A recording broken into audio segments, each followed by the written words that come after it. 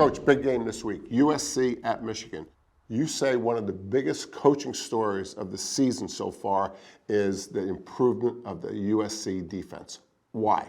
Not one of the biggest stories, Gerry. I think it's the biggest story in college football. Up to date, I mean, obviously it's going to be a long season, but they hired Denton Lynn from the Crosstown Ravel, UCLA, and brought him as D coordinator.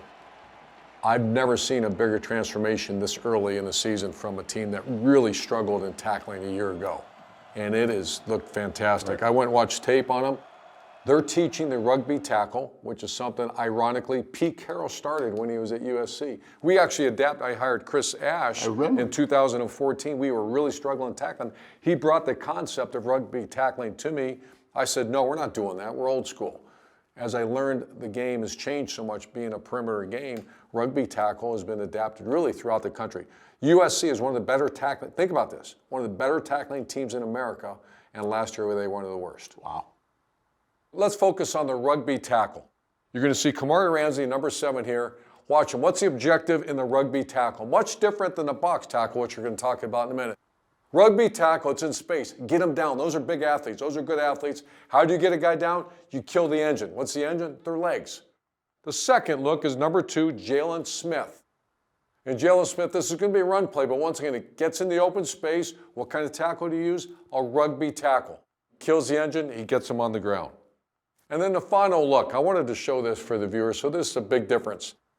So you just look at this picture. The tackle box is from the offensive tackle, right tackle, to the left tackle. That's called a tackle box. When the ball is running there or any type of plays in there, you don't use a rugby tackle. You use a box tackle. That's old school, like guys like you and me used to teach, where you put your face on the ball. The objective now is not to get him on the ground, it's to knock him back. So obviously they work on this, they practice this, because this is a perfect box tackle. Where's the ball, Gerry? It's in the tackle box. Right. They stand him up and they knock his butt back. Let's do this. Let's go to the clear board and talk more about the formation when you use the rugby tackle and the box tackle.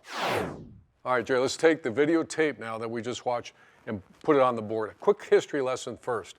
So the evolution of offensive football. So in the 70s and 80s and 90s started transitional a bit. It was primarily the I formation. Okay, and you can see the tackle box. See the 2 dotted lines? That's where that was a primary formation you had to stop. You get into 2000, early 2000s, and now this is the more typical offense you're going to face, spread sets. That's a tight end. That's a closed tight end.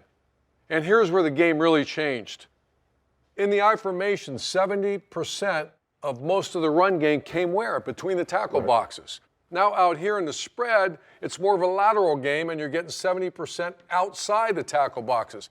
As the game changes offensively, you better change defensively, and tackling has to change, because in here, it's a box tackle, which we'll talk about in a minute. Out here, it's a rugby tackle. Let's review the 2 types of tackling. Rugby is where? It's done in space against the spread sets. What's the objective? Get the guy on the ground. And how do you do that? You get your head out of the tackle and you kill the engine. So in space, you're not going to be able to front the guy up. You got to kill the legs, wrap him, and get him on the ground. Let's go back to the I formation or box tackling.